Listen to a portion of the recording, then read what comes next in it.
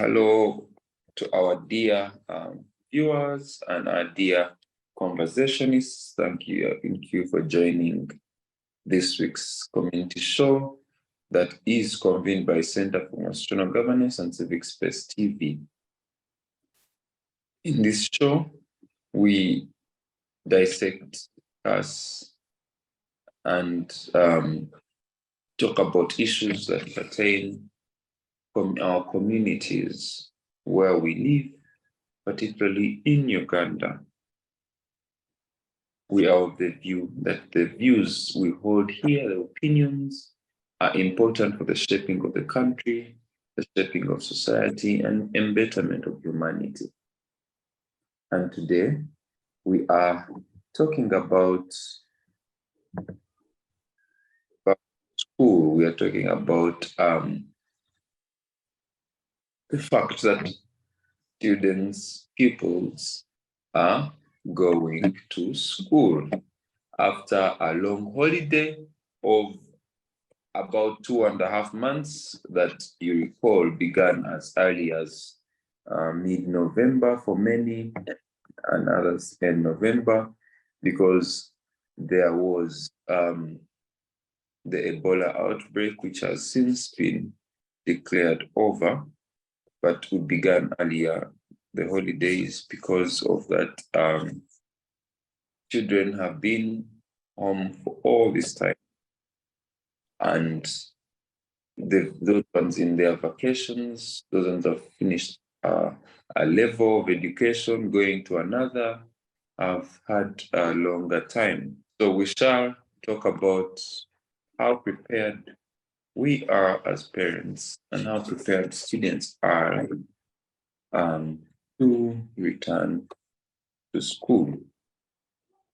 I'll ask our conversations themselves, and then we shall proceed. I'll begin with Emily, Linda, and consequently, Goodluck.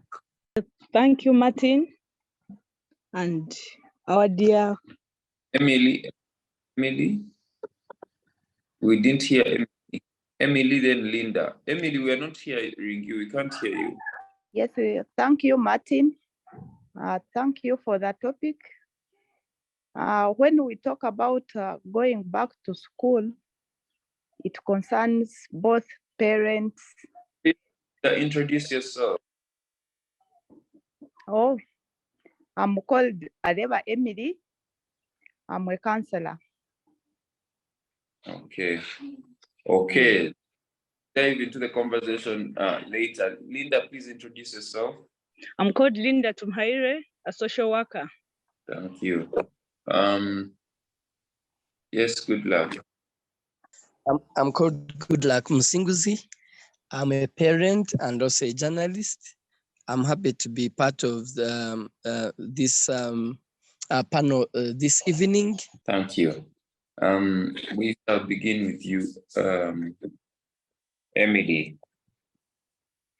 How has it been, these number of months with the young people, at home? How has it been? I mean, financially, psychologically, as a parent? I don't know. Are you a parent, Emily? Yes, Martin, I'm a parent. As a parent, of this holiday, how has it been for you and your family?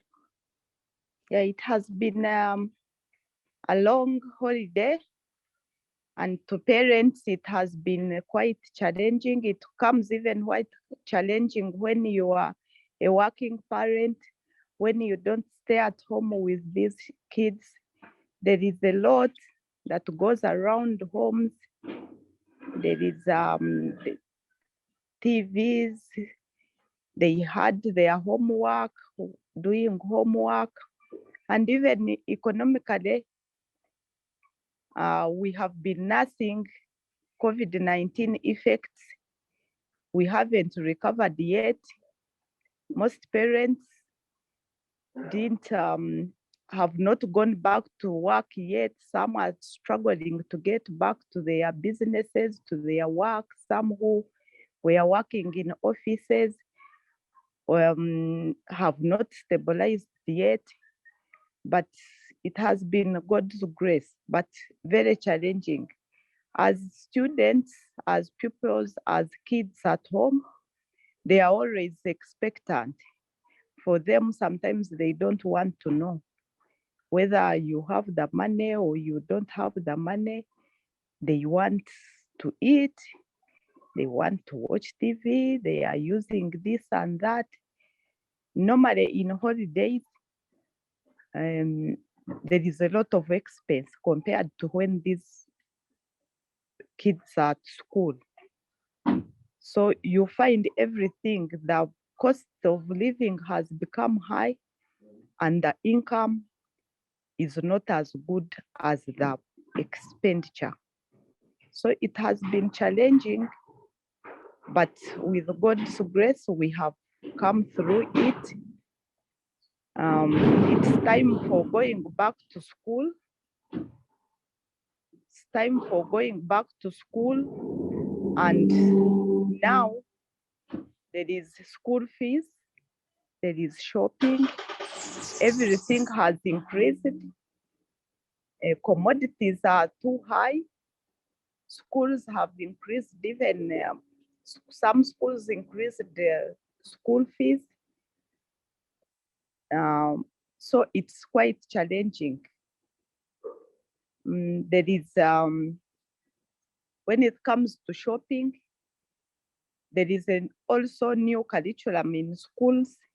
Some students have changed are going for new classes as it has been end of the year. Some have been promoted to other classes. Some are leaving primary section and going to secondary section. Some are leaving O-level, going to high school. Others are going to university. So everything is new. Everything is new, and it is quite challenging for everyone. But Linda, how has your experience been in this holiday? Yeah, well, thank you, Martin. I'm speaking partly as a parent. It has not been all that easy, but as parents and as counselors to these children, we've tried to maneuver around. In a case in point, children have been at school, and you know what has been going on in schools. There is this, if I may call it a vice that has come up. A few of them that are still spreading it around.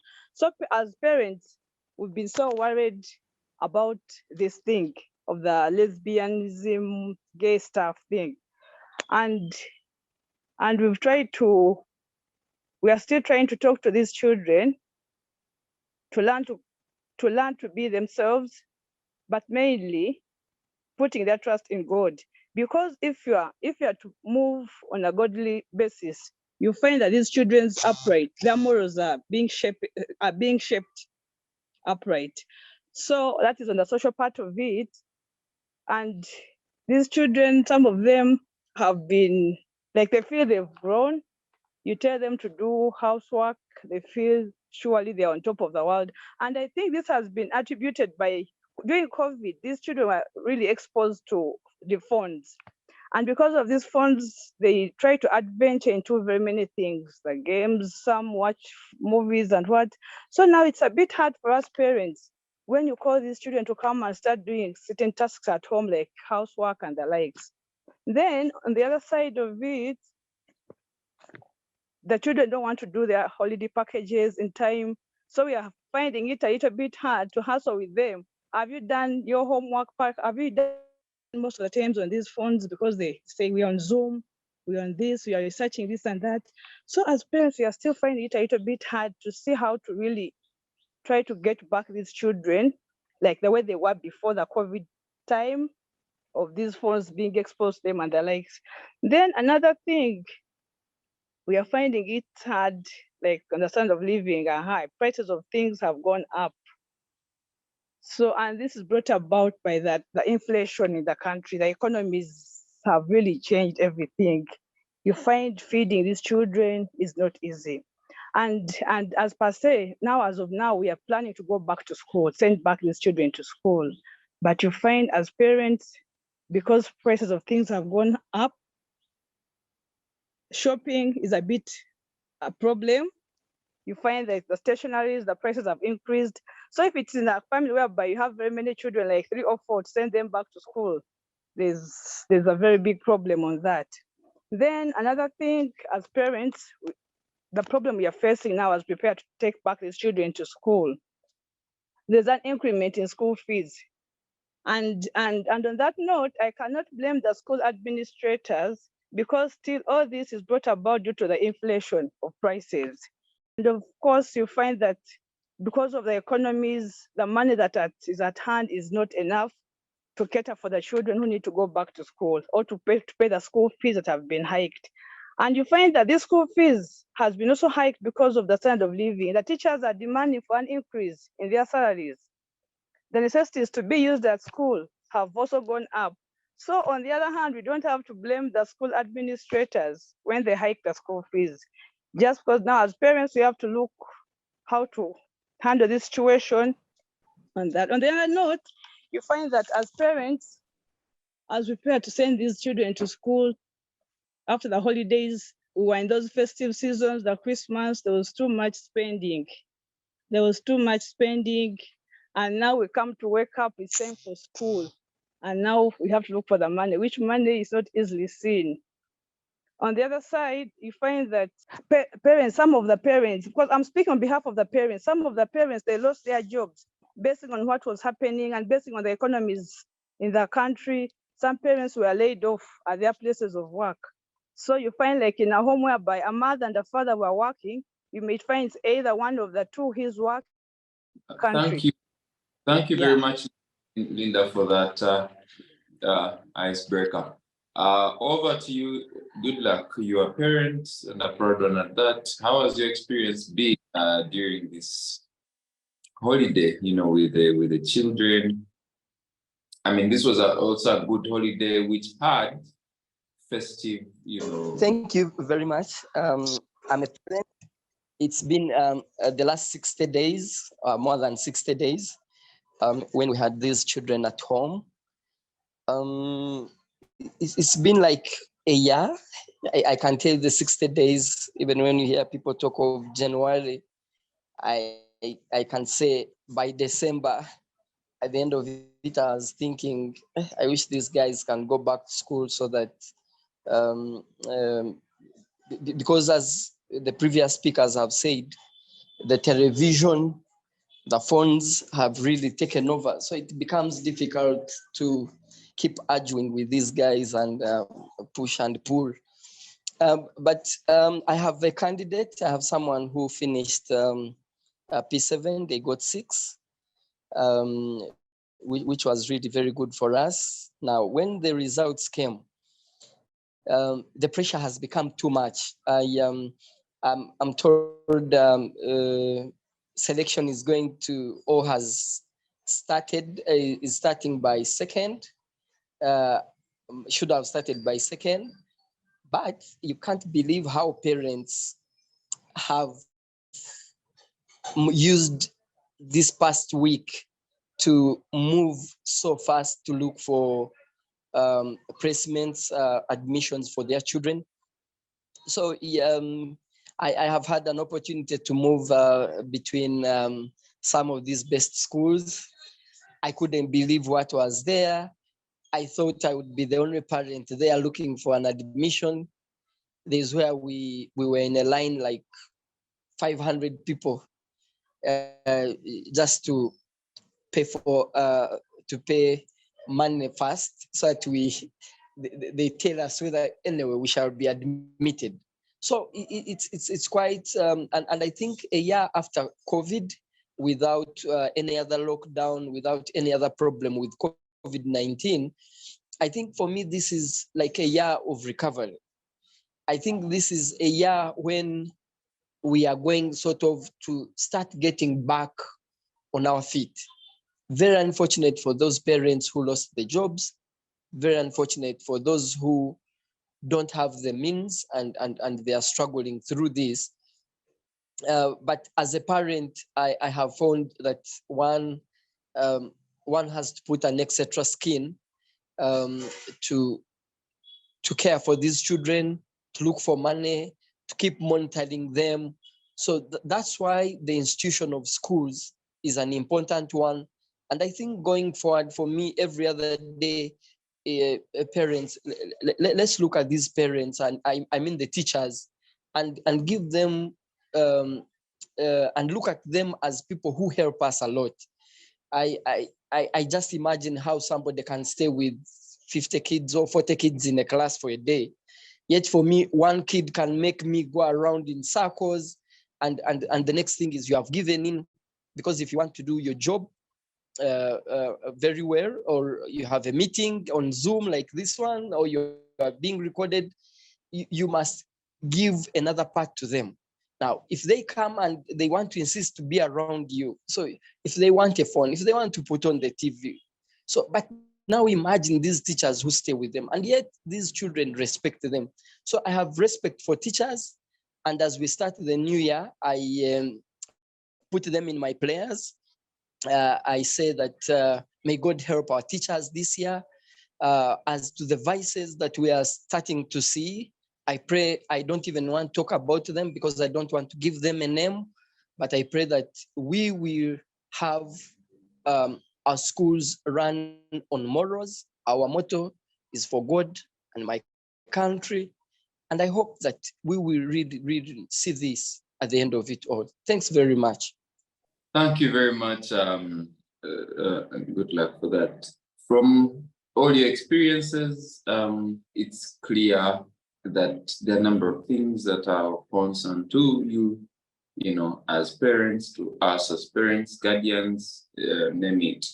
And what is clear is that the economy, the situation of the economy is biting hard, and also the fact that schools have increased their fees, and name it. And you've all said it has been quite hard on your part to really take care of these kids and attend to their needs. This reminds me of a time when I was in school also, and our head teacher used to say, oh, some of your parents, you know, are here wondering, you know, your parents keep on asking me how I'm able to feed you. Now imagine your parents are asking me how I'm able to feed you, yet they're the ones that gave birth to you, and they're busy wondering, how are you able to feed this? Your parents don't even know they can feed you anyway. So that's quite interesting. But yeah, how do we move in these tight times? Mainly on the issue of the skyrocketing fees, you know. By the good luck, congratulations, you know, upon having a successful candidate. And we also send the candidate well wishes and congratulatory messages. And we also pray that you get that school of your choice for secondary school. So what should be done, or how are we going to maneuver this issue of the high fees, the skyrocketing fees? What are some of the things maybe government or parents through PTAs and all other stakeholders should do? I'll begin with you, Emily. We have to understand that the economy is bad, but again, as parents, as teachers, as the government, we have to keep in touch, because it all takes us all. It's not for only parents, it's not for only teachers, it's not only for the government, but we have to keep in communication. First of all, as parents, we have to be positive. We have to know that these are our children and they have to go to school. And it's us. This is where it entails talking to our children. We need to tell these children what is happening. We sit with them and they understand. Sometimes we leave when we are doing our things as as parents, you are there struggling. There is a lot of stress, of course, in community. When you hear students are going back on Monday and you haven't done shopping, you haven't paid the school fees, you are in stress. There is a lot that is going on, but we have to be positive. We have to know, we have to live by our means. Some of these things, if a child brings a list of so many things, we have to go with basics of what is needed. Some extra things, we have to cut them off. We need to talk with teachers. We need to talk with the school. I think government has a hand in this. Like, there is a lot that has been said that schools should not increase school fees, but some schools have increased school fees, and this is the duty of the state to come in, the Ministry of Education, to come and help out parents, because there should be measures. If a school has increased tuition, has increased school fees, what should be done? It's only not just said and left out. That is where the government should come in. And when we have paid this school, we have paid school fees, we have taken our children to school, are the teachers doing what they are supposed to do? We have to create communication. Communication is important in each and everything. You have to know, your child is at school. What do they do? We have to know the background of these schools. We have to know, we have had many stories about schools. This and this happens in this school, this and this happens in this school. But as parents, sometimes we fear. You fear to come out and say, there is this and this. You know it is happening in a school where your child is. The best thing you do, maybe you retrieve your child and shift the child to another school. But when you are doing that, you are not helping out, because where this child has gone, he will take those things he has been doing in this school to another school, and the thing will continue. So we have to, the laws have to be put. Government should come in and help out schools and parents. Thank you very much, Emily. Whenever we'd like to hear your, of course, contribution. They are quite rich, and we thank you very much. And many times you introduce us into another point of discussion. Now, yes, I still want to ask this question to all of you. How do we honestly manage this issue of the skyrocketing fees? Many schools are expensive. There's no good school now when you're beginning. For example, those on the beginning, there are different levels. There's no good school that is below 2 million. When a person is beginning a level, maybe senior 1 or senior 5. But also there are few schools that are below 1 million shillings, many schools 1.5, 1 million. How are we, going to manage this? How do we manage this for sure? Yes, thank you, Martin. Like I had said previously, you find that the hike in these school fees, partly it has not been the school's own liking, though there are some schools who have extremely exaggerated it. You find that the school fees, yes, in some schools, the be genuine has been hiked because of the increase in the necessities of the school to be used, and maybe the demand in increase of salaries by the teachers. But then you find there are schools who have gone an extra mile to completely hike the school dues for their own selfish benefits. A case in point, you find like a school is saying, beginning of term, you need to pay 1.5 million shillings. And if you have to break down into that, you find that there's like a uniform, they're charging it like 150,000. Of which uniform, if I went to Chiembe, I can get that same very uniform at maybe at 40,000 shillings or 30,000 shillings. But the school is saying 150,000 shillings to be paid by the parent to buy a child's uniform. Then on the other hand, you find these other development fees. They ask for the development fees, but at the end of the day, you ask yourself, where are the developments in the school? You're not seeing them. But at the end of the day, they've put a burden to a parent or guardian to pay that extra money, which extra money even is not there at times. So I think here, that's when the government needs to come in and set up, government, policymakers, leaders need to come up and I think put up strict rules, and they come on the ground actually to see why is this school fees set for this parent to pay for the child? What is embedded in these school fees? Then they begin to query various, uniforms. And I think here that government needs to really be serious and strict and go to the ground of the schools and see why they're increasing the school fees, because actually most of the schools have exaggerated the school dues. Much as the economy is a bit funny, but still you find there are schools whereby they're really extremely doing it for their own selfish needs and the like. So I think the policymakers, our governments, the leaders need to come up and say, to work hand in hand with the Ministry of Education and send people on ground.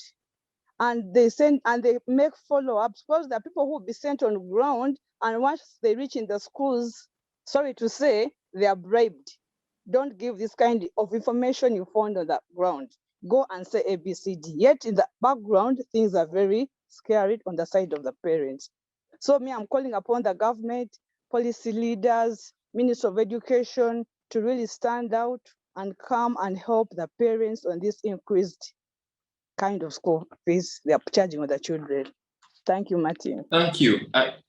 Yes, it's and thank you for raising this issue of government. But government seems to also be inept in this area. They're reporting that their hands are tied. They can't do anything. We remember there was a commission that was introduced to look into this issue of fees hikes and and whatnot. And then cabinet was also supposed to come up with a policy, to give a sort of school fees regulation policy. It was supposed to approve through the Ministry of Education, but it seems they haven't really reached a conclusion. They haven't really reached anywhere on this issue, and schools continue to do that. In fact, some schools have defied the minister's directive. The minister gave a directive saying schools should not, the Minister of Education, that is the Honorable Janet Carter 7, that schools should not increase, fees and tuition. They've gone ahead and increased, regardless of her advisory directions, And we are wondering why it's so hard for the government to tackle this issue head on. Goodluck, could you have reasons? Do you know why the government is failing to address this issue? Why is government failing to regulate this industry, which seems to be very lucrative, of course, and also has a lot of powerful entities like the Catholic Church, the Church of Uganda, the Muslim community, name it. These are powerful entities, but also business people. Why is it becoming so hard for government to convince many of the stakeholders to Thank you very the issue? Yes. Thank you very much, moderator. I don't want to believe that government can fail, because under our economic rights, I think government, the other day, I saw Monicah say The lawyers are saying the government cannot stop the increment of fees because we're in a private sector-led economy. Now, there's something I want to remind the parents and all the listeners and those watching, that when the universities, the public universities, when government saw that each public university was just making it a point to increase tuition when they are being supported by government. Government went to parliament, changed the law, and now each university student in a public university pays directly to URA. And I can tell you that the appetite of increasing tuition or other fees has reduced. And for me, I would make an appeal to the Minister of Education and all those that please add on secondary schools and primary schools which are for government. If anybody wants money, let us pay it through URA. The day we do that for the lower levels, the appetite of increasing money will stop. Why? If you have had in some of the schools, it's break and build, because each time you must show cause why you want that money. When they break, that's when they get contracts, that's when they get their friends to supply and all do those things. So for me, if government was controlling the appetite for its section, the private sector will fall in order. Across Rwanda, one of the things government did was to make sure that the governments are so organized. And now I'm told for the last children have moved from the private sector, from the private schools to government schools. Now, for me, this becomes a political question. Is that when we were going to vote in 2021, I don't know how many parents focused on education. I don't know, as we voted for MPs, I don't know what did we ask them to do for us, particularly on this. So for me, the political question is, 2026 is coming. We will want to see what other political parties, what other options are they giving? So for me, so that we can always make decisions based on what affects us. Because if you have really found a solution for the universities, why can't you find a solution to these secondary schools, which are paying much more money than even universities? And you wonder, yesterday I had a discussion with 2 or 3 leaders in the different schools in Kampala. And I was asking them, you are putting development fees, you have asked for this money. Then they were telling me a barrage of requests. Now, when I got one of the admissions, it has 50 components that I must give a child, yet the fees is over, it's almost close to 3 million. 3 million in fees, and yet they also want you to pay for another 50 components lined up in the request, that without this, the child will, even when you pay school fees, the child will not go to class or will not be allowed in without these 50 components. And it's one of the schools in Kampala here. So I think for me, it is not enough to say that people have defied the Minister of Education. It's not enough to say government has failed. Now, if they fail, they rather say we have failed, and maybe another government will come and sort. But for me, I find that the stakeholders, wherever they are, our parliament of late, you have seen they are more into personal issues. Recently, I saw a member of parliament say he doesn't know what the loans we have been getting all these years has been doing. So I was like, why are you in parliament? And then they want me to clap for such a person, that you don't do your job. So for me, members of parliament, they know they have the key. the key they use to control public universities, why can't that key be used? Why can't a special parliament sitting be done so that and for me, that's what pains me. It pains me that how do you expect a parent who has gone through COVID, who doesn't have money, everything is not in their favor, and then you let these other people in the schools really to put us on the cross? So for me, I see parents are being put on the cross. I don't know how many inches of the nails are going to be put in their hands and their legs to be put on that cross so that we support this. The government must be awake. If they don't, the social, where you hear that people rise up and really demand for change and becomes political upheavals, is because we must make sure that health is affordable. I have seen, for example, health, we have not gone for health insurance. That's one. For education, please, the only solution is there. Just go to parliament, force all the government schools to channel the money through Uganda Revenue Authority. You will see a change. Thank you very much.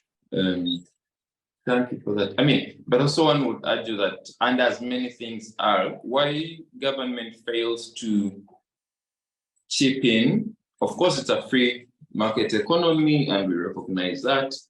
And as such, usually government has to always negotiate with those trade unions, those associations that own or that control are in charge of those services. So there should always be negotiations that take place, as opposed to government just, dictating what should happen.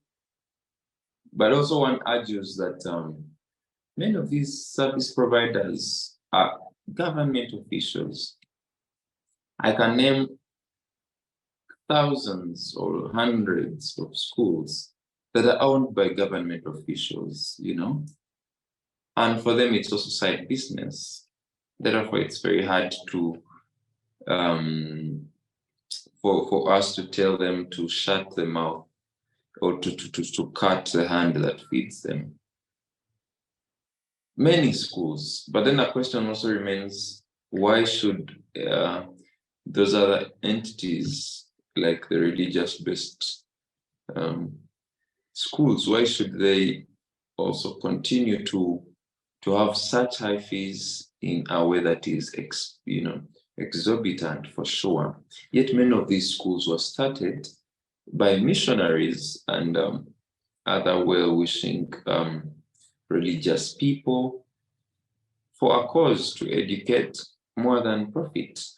And many of these schools identify themselves as non-for-profit, but are they still on that same agenda? I doubt. As we go to what would be our last part of the show, I want to, now that schools are beginning, some people are changing schools, others, of course, are continuing, but it's also at this point that many students are advancing to other levels, that is P7, no P1, others are just beginning, and others P1 because it's the start of the academic year. Others primary are rather senior secondary, senior one, senior secondary one, and others are going to the advanced levels, that is the Form 5, that is high school, and then yes, others are going to universities later. University, the academic year of the university it will start in August, but some institutions I think have also different intakes. University, otherwise, most universities are now in the middle of the academic year. But what I want to, and I will ask Monicah to begin. Monicah has just joined us. She will introduce herself. Determines what should choosing or helping children choose this. What would the motivating factors? What are the things that you would before you choose a school for your child or school? Good afternoon, viewers. Thank you, our moderator. Yeah, I'm called Mbabazi Monicah Tumusiime, a parent, administrator, and a church leader. Yeah, I would like to first thank the fellow panelists for the good views, which I think they are going to help us as the children are going back to school today. Me as a parent, because I have very many children, and I will start with a background. For us, me, I grew up in a family where we are very many school-going children, but every time, like during the holiday, our father would sit us and tell us, this is the money I have. So and so you are going to this school. The children of this level, you are going to this school. So once you reach this level, I will change you because I'm taking you to schools according to my income.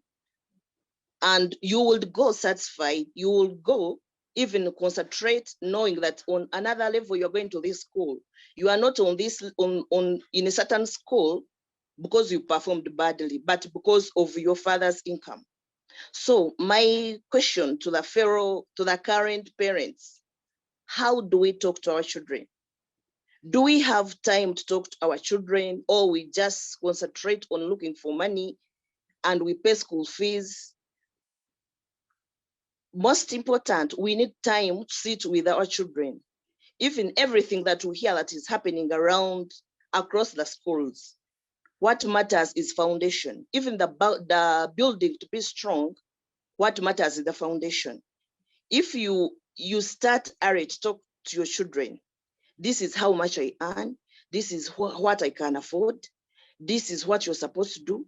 For example, if I'm a born again, what do I teach my children? What do they know about the Bible? So that once, whether I'm alive or I'm not there, can it sustain them survive in this world? Can they be satisfied even when I don't give them pocket money? But if you leave the world, if you leave the TV to teach your children, you will end up getting the results that you regret as a parent. Talking about schools and school fees, sometimes, as how I've said, sometimes parents will be too busy even to attend the parents' meeting. You reach in the meeting and you find the chairman of PTA is even parents, they choose chairman of PTA or whatever those committees according to the status of a parent. And for us, we feel we are too small to be leaders in those schools.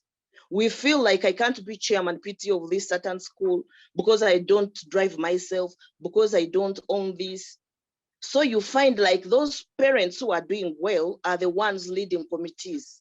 And once it comes to the decision, like the school fees decision, they hike school fees, which we can't manage. But at least if we can have that confidence that even if I'm muntu wa wansi, still I can be on a committee or board committee or PTA committee, and I will decide according to the fellow parents who are on my level. But when you're like, so and so is doing well, I can't compete with him or her on a PTA or whatever, you end up being stressed. Then what I can say for now, parents, let us not hide from our children what we are. Because if I don't show my children how much I earn, who exactly I am, and I just tend to praise my children, I want to be in that society of people going to certain school, which I can't afford, I'll end up being stressed.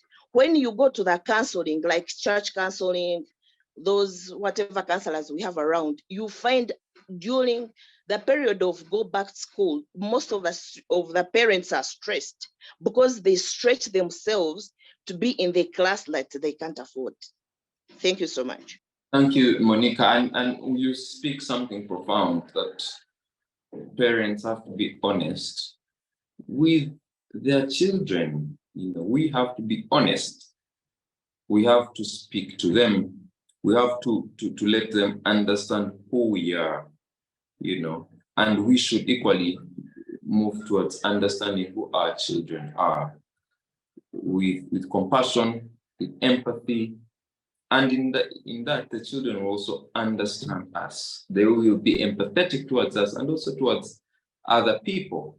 Otherwise, if we are the kind of families that don't sit down and talk about things, then we shouldn't expect those children when they grow up to also sit down and talk about things in a mature way.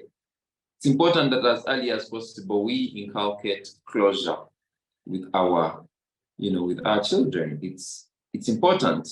Gone are the days when African parents thought that they are the supreme decision makers and they do not even involve children, where the children are less and it's the adult that is above. I think it's important always how initiate dialogue with our children. Then the children will also understand, when you're truthful to them, when you tell them, you know what, this is it, like Monicah has given us the experience of the parent who sat them down and always told them, you know what, this is my capacity, but if we get better or if things get better, I'll move you to this school. That it's better to be honest than to lie to them, or than to not offer an explanation at all. Children are people, and what we do to them affects them for generations to come, even when the parents or guardians are away. I'm still continuing this question of what determines which school you would take your child to, or you would advise your child to make a decision on.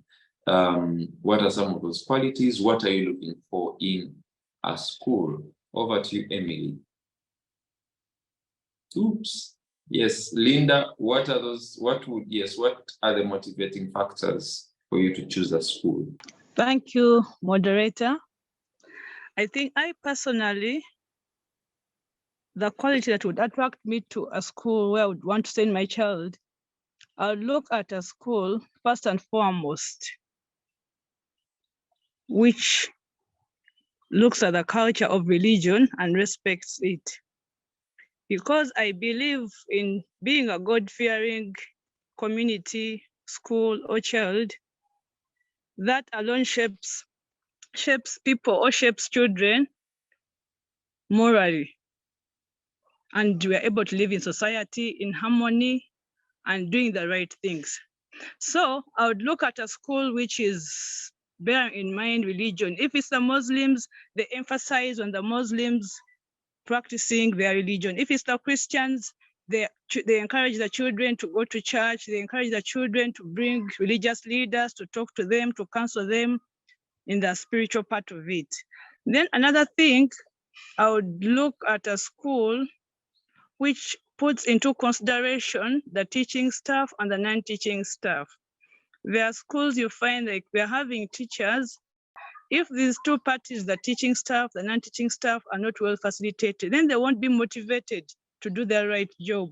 They won't be motivated to go in class and teach these children and endeavor to put the children in accordance to what has been sent them to be done at school.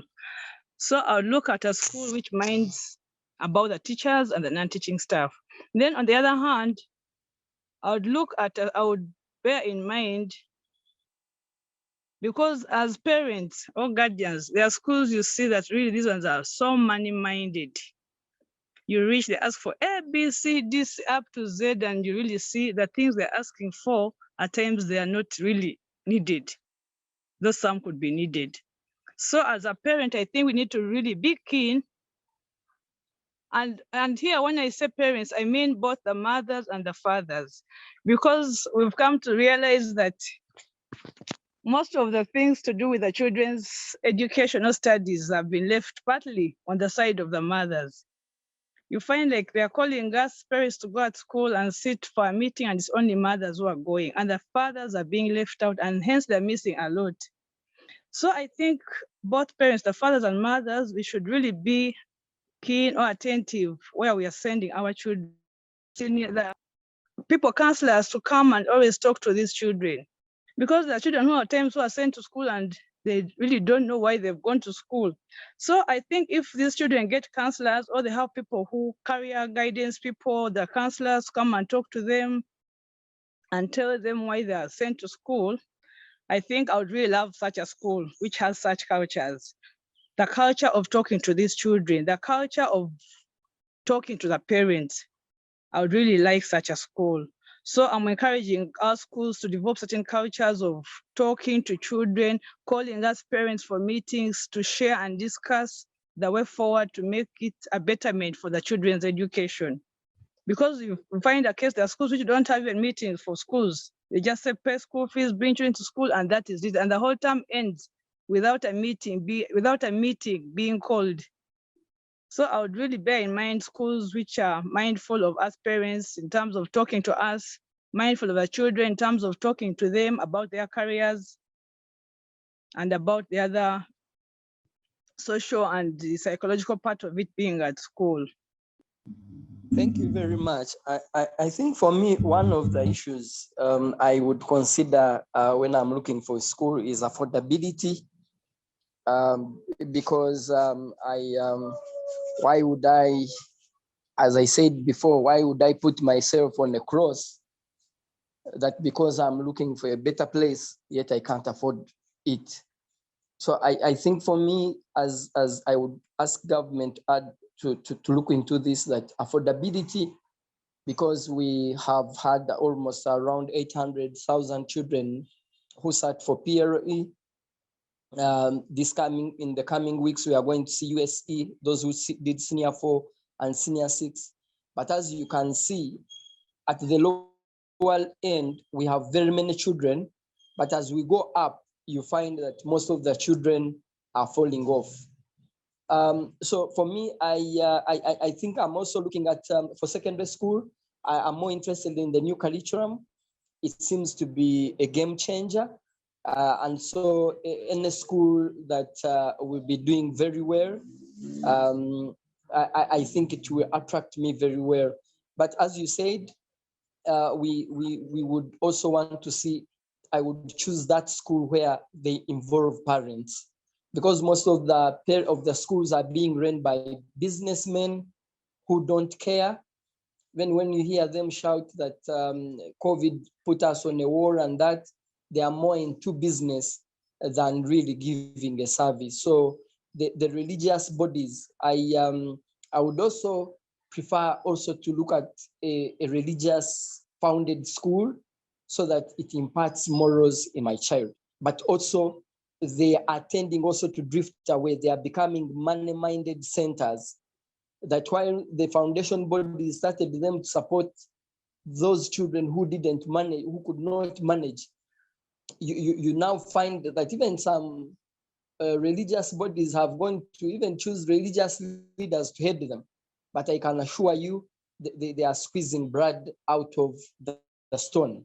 So basically, I would look at that. I would look at co-curricula. If you have seen, there are young people who are succeeding via talents. But I don't know, in the last 7 years, I've never seen my child participate in a competition nationally. That means the school where they were was very weak in sport. So I would also wish to see a child wholesomely, that there are children who will not be good in academics, but they can be good in sports. But they can also be good in both, because we have seen doctors go to compete. We have seen engineers competing. So definitely, and we have now seen people in the armed forces also competing in sports and making it big. So for me, those are the areas I would really focus on. Thank you very much. Thank you for that. We unfortunately haven't had an opinion from Emily on that. Yes. So we've reached the conclusion of our show, and I would like for all of you to say, one word or two that you are looking forward to for the children in this new academic year. You can also send well wishes to the children and the students, the pupils who are going to start their school. For context to our viewers, the academic year begins on the 6th of February. That is when schools will be reporting to school. Some have already reported, many candidate classes, but many will report from the 6th of February 2023 onwards. That is when they will begin. So it's a time where students, parents are preparing, looking for money here and there to take their young ones, to take those ones they care for, to take them to school. That's why this show was put at such a time. So please, give your closing, remarks, and could be wishing well, or things you wish would be done better in schools by the children, the students, the pupils, and government and other stakeholders. I'll begin with you, Linda, then Monicah, then Goodluck. Thank you, Martin. I personally, I think I'm advising our dear children as they go back to school, first and foremost, to know what has taken them to school. It is to study and to study hard and come up with good performance. Then I would also encourage these children, try as much as possible to be contented with whatever little or big their parents or guardians have provided them with. To be contented and be grateful with what they have. And another thing, they should bear in mind their backgrounds, where they're coming from. If they're coming from humble backgrounds, they need to know what is at home, what the parents have provided, and move on with that. Then also, I encourage our children to be very alert.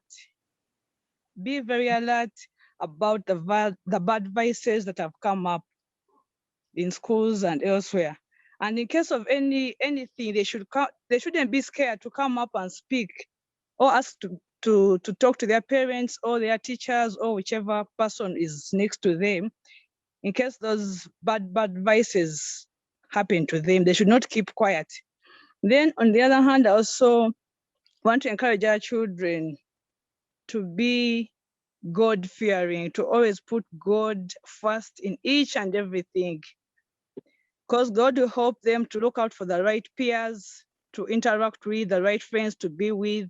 And like it says, the fear of the Lord is the beginning of wisdom. So once they put God first in whatever they do, I think they'll be protected, they'll be shaped, they'll be directed in the right path. And in so doing, that comes up also with good discipline. And of course, good discipline carry on to our dear children as they prepare to go back to school. Thank you, moderator. Thank you very much. Monicah? Thank you, moderator. My first message goes to students who are going back to school. I know some of them are already back to school, but those who are still at home, like senior 4 vacist and senior 6 vacist, just be focused. Know where you are coming from and where you want to be. Don't be tempted by what your friends around you are having. Those who are still going back to school, like boarding schools, don't mind if your roommates have whatever they have got, whether it is a lot of pocket money, a lot of grab, just know where you are coming from. Then parents, I encourage all of us to create time for our children, whether it is during holiday, like the next coming holiday, at least get some days off, spend it with your children, weekends, dedicate them for your children, because a lot is happening. And it is happening on high speed. So if we don't wake up on a high speed, we'll lose the next generation as parents. Then schools, I encourage schools to create that mentorship in school. As we are growing up, we used to have chaplains in schools, but now very many private schools, they no longer have chaplains, they no longer have counselors, but those services are very important. There are some issues that students don't share with their parents. Maybe because we are not close, as I have said, some parents dedicate most of the time to work, look for money, but they forget their children. So I call upon all school owners, leaders, and PTA leaders, anyone in school, to create that mentorship thing, as how my fellow parent leader have said.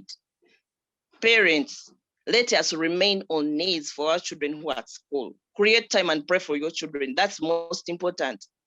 And once they come back in holiday, make sure you take them to wherever you are going, whether a mosque or church, because that message they get from there will help them throughout that term. I wish you a best term. Thank you, Civic Space TV. Have a good day. Thank you very much. Good luck. Yes, my parting shots is that I also pray for our kids as they go to school. I pray for our country because I was looking at the statistics every year. We are now the growth rate is the children in terms of numbers. We now have 1.5 million children who are being born per year. That means the pressure is going to go up. So if a student is listening to me or a parent, just know that in not so many years, our population is going to double. The resources are not going to increase. The competition is going to be much. And therefore, a student, when you go to school, please learn a skill. If you don't, then you'll be another statistic that we shall be talking about, that you don't have jobs, you don't have work, you have become a problem.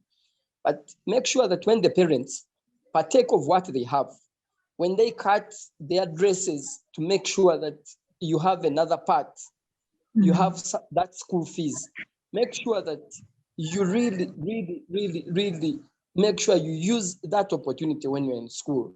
Please don't go for these other distractions. Don't bet your school fees. To those ones who really have taken it a habit to first go and take money that you want to multiply it, leave that to your parents. Let the parents do their part, but also when you go to school, please make sure you make your parents proud, so that as we hustle around and add a coin to another, in a situation where the whole world, I have seen somebody saying we are like, it's a double-edged sword. We don't have where to run, but we have to work within our means. So therefore, we would need to see our children, our teachers, please make sure you be tolerant, tolerate the parents. Those who will bring some little money, as long as they are committed to pay, make sure you allow their children, don't torment the children, don't overstress everyone. And I hope that I'm praying that this year becomes better, because last year was very hard. I experienced it. I can't give details, but thank you very much, Civic Space TV, for the opportunity that you give us to speak to the people. Thank you.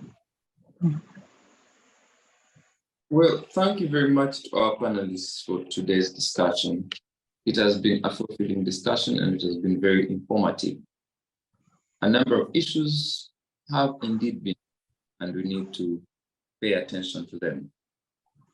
The government should do all it takes to ensure quality to us, our young people, for posterity, for generations. Nelson said that education is the only tool that will make the child of a farmer sit on the same table with the child of the owner of an industrial or manufacturer. It's the only tool that will make our people sit at the and demand and also make decisions.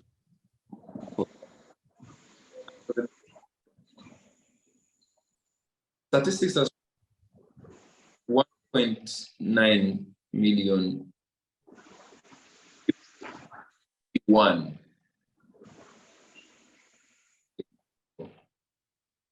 7 years actually ago, and only about 820,000 have been able to finish PLE. Where is the other about 1. Where is the other about 1.1? Where have they gone? What are the gaps on the part of government? What are the gaps? Parents, where have those people gone? They have lost an education.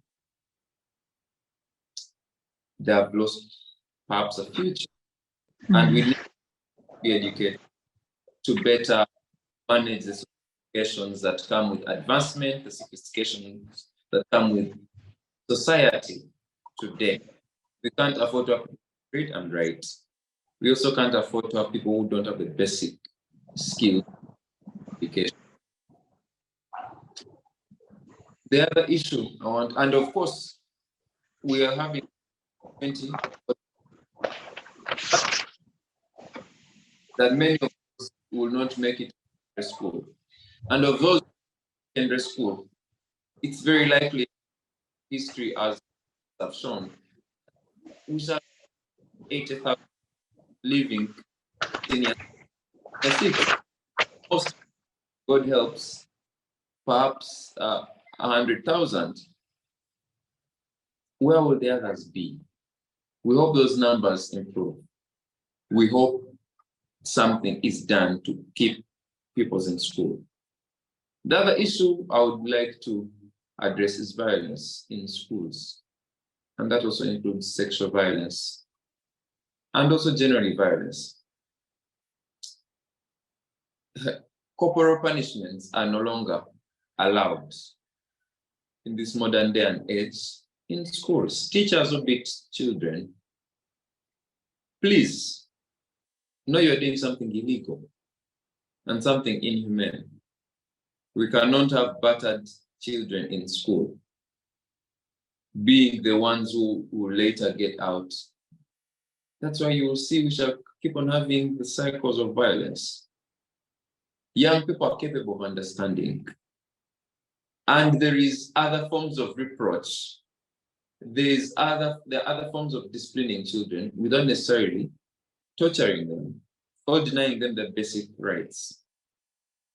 Children listen, but if maybe they have transgressed, go through proper mechanisms to provide them correction and guidance in a way that is humane, in a way that reflects and understands the position of the law, but also reflects and understands their humanity.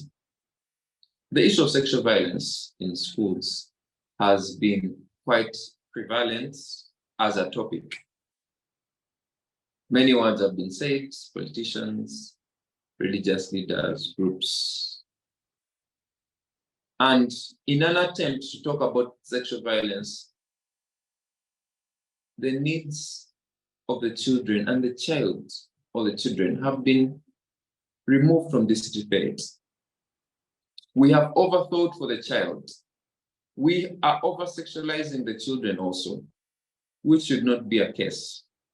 In a bid to protect children, we should understand children are children, not impose views on them, not impose our understanding of the world to them. We should let the children be children. We should let the children grow and make the right decisions for themselves. We shouldn't be a society that suppresses children into many conceptions that we have as adults. Let children be. Let the children play. Let the children be who they are, enjoy their spaces without us adults always putting them on the spotlight. It was reported that by Minister of Gender in 2018 also referenced this report that was made by UNICEF in 2013. Sexual violence in 82% of students in secondary school reported sexual violence. And in primary school, about 77.7%. That was in 2013. The figures have not necessarily reduced. What hadn't reduced by 2018. We are yet to see other reports. That means there's still continuous sexual abuse in schools. 67% of the perpetrators were reported to be men. And of course, the major victims are women, are girls. as our people have reported here, our panelists, that there's been sexual violence also towards young boys. And this is appalling in all ways. Young children, girls or boys, should never be subjected to sexual violence. And in the debate to overemphasize that boys are being sexually abused, we are forgetting that girls are the biggest victims of sexual abuse. It's more likely for girls to be abused than boys. Of course, boys are also abused, and we should give consideration to that. But we are forgetting that the girl child still suffers. And of the number of the people who drop out of school, girls drop out the most because of the violence that they're exposed to. We hope these things change. We hope a lot is done to ensure that children are led to study, that children are guided into being the best they can be, so that we have a better country, so that we have a better tomorrow. I thank you, all of you, for being a part of this space and of this show. I've been your host, Martin. I've had Linda, Emily, Monicah, and Goodluck joining us. And we thank the conveners, Center for Constitutional Governance on Civic Space TV. See you next time.